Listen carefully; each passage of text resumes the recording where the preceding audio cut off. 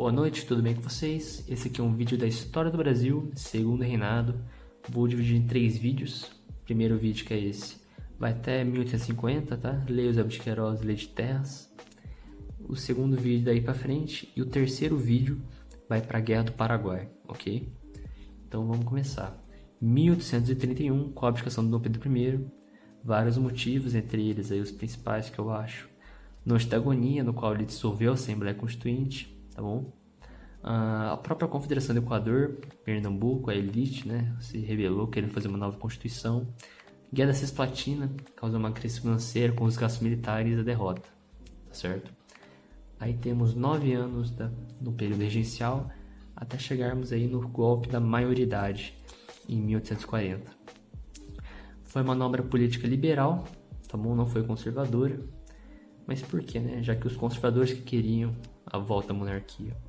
Os liberais fizeram isso porque achavam menos pior um rei governando do que um regente conservador no poder, tá certo? Por isso que fizeram isso. Temos os partidos políticos, tá certo? Os Saquaremas e os Luzias, tá? Eles eram apelidos, sendo Saquaremas dos conservadores e os Luzias dos liberais. Por quê? Luzias se refere a uma cidade, Santa Luzia, em Minas Gerais, tá bom? Onde houve uma grande derrota liberal e ficou esse apelido. E Saquaremas é porque havia uma região, Saquarema, no qual havia uma predominância conservadora de terras ali, de proprietários conservadores. Então ficou esses dois apelidos, tá? Importante destacar que ambos eram da elite, então defendiam a concentração do poder, um pouco diferente no aspecto dos dois, mas apoiavam a manutenção da hierarquia social, por exemplo.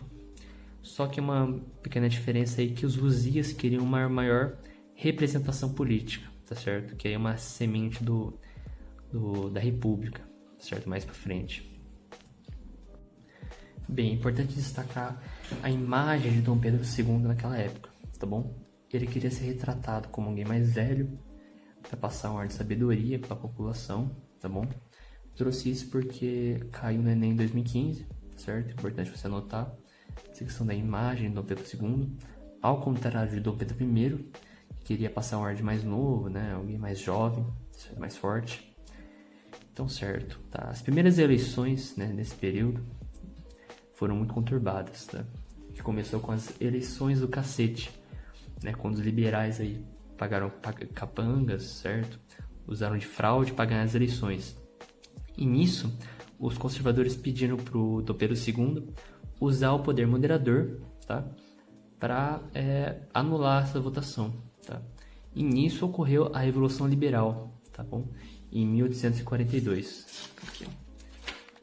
Tá? Importante não confundir com a Rebelião Liberal do Porto. Não, certinho.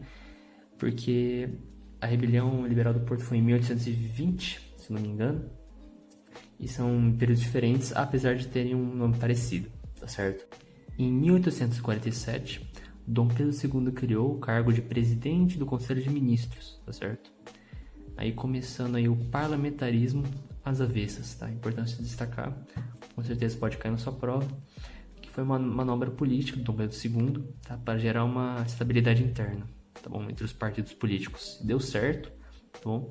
Porque ele criou esse cargo e com o poder moderador ele podia revisar os poderes, tá? Então ele colocava o conservador, colocava o liberal, e assim por diante, gerando aí uma estabilidade entre os dois partidos, tá certo? Em 1848 houve a Revolução Praieira, tá? Na Rua da Praia, local onde havia o Diário Novo, que os liberais se reuniam, certo? Essa Revolução Praieira aconteceu em Pernambuco, na província de Pernambuco, e ocorreu porque o Dom Pedro II tirou, tá, o presidente dessa província, que era liberal, e colocou um ex-regente conservador, tá? E esse foi o motivo da revolta. Essa revolta foi influenciada por ideais iluministas, tá? Revoluções europeias, Revolução Francesa, e também eles queriam, né, formar uma Assembleia Constituinte para criar uma nova Constituição, contra o voto censitário, queriam um voto livre e universal, tá? Contra também o cargo vitalício dos senadores, tá certo? Economia do Brasil naquela época. O café era o produto principal exportador, tá certo? E temos o aspecto dos imigrantes, tá bom? Por quê? A Itália tinha acabado de unificar, então 80% da população imigrante era italiana, que veio para cá. E havia dois tipos de imigração.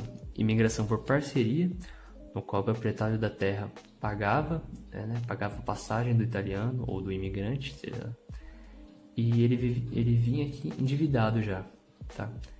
E para pagar essa dívida ele tinha que trabalhar, obviamente. Porém, com a moradia, com o custo da comida e tudo mais, essa dívida aumentava e o trabalho que ele fazia não era o bastante para pagar essa dívida. Então ficava nesse ciclo vicioso. Tanto que a Itália, quando percebeu isso, fez uma propaganda contra, né, a ida dos italianos para o Brasil. Por isso que essa parceria deu errada. Além do mais que os italianos, né, ou os imigrantes que foram por esse tipo de imigração, viviam em condições ruins, tá? Muito ruins, com semelhante a servidão, tá bom? E temos imigração subvencionada, quando o Estado pagava para o imigrante vir para cá, tá? Também temos a Era Mauá, que eu vou deixar para outro vídeo porque é um assunto extenso. Também havia a questão do embranquecimento da população, tá certo? Naquela época estava surgindo o darwinismo social, que dizia que o negro era inferior biologicamente, bom? Então mais um motivo aí para a imigração. Também temos em 1850 a Lei de Terras e a Lei Eusébio de Queiroz. A Lei de Terras, tá? Agora para você viver, você ter uma terra, você teria que pagar, tá? E a Lei Eusébio de Queiroz proibiu o tráfico de negros, tá? Que a Inglaterra tanto almejava no final, tá certo?